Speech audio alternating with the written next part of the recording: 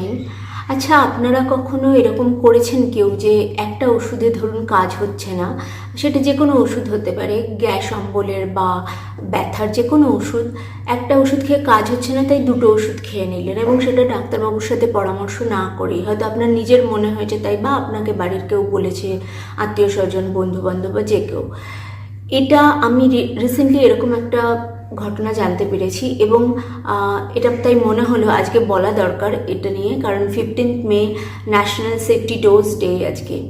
এরকম কখনো করবেন না, কারণ প্রত্যেকটা ওষুধের কাজ করার পদ্ধতি ভিন্ন। যদি একটা ওষুধে, পার্টিকুলার কোনো ওষুধে আপনার কাজ না হয়, তাহলে সবসময় ডাক্তারবাবুর সাথে কনসাল্ট করে অন্য ওষুধ নেবেন, বা সেইটারই যদি আরও হায়ার ডোজ নিতে হয় সেটা ডাক্তারবাবু আপনাকে বলবেন। হতে পারে যে পদ্ধতিতে ওষুধটি কাজ করছিল সেটা বদলে দিলেন ডাক্তারবাবু, অন্য কোনো ওষুধ দিলেন, অন্য পদ্ধতিতে তিনি দেখতে চান আপনার কতটা সুরাহা হয় বা না হয়। এটা তো আপনি বা আমি জানবো না, এটা ডাক্তারবাবুর সাথে সবসময় কনসাল্ট করে আপনারা নেবেন। এবং যে কোনো রকম প্রশ্ন নিয়ে আপনারা আমাদের এখানে আসতেই পারেন।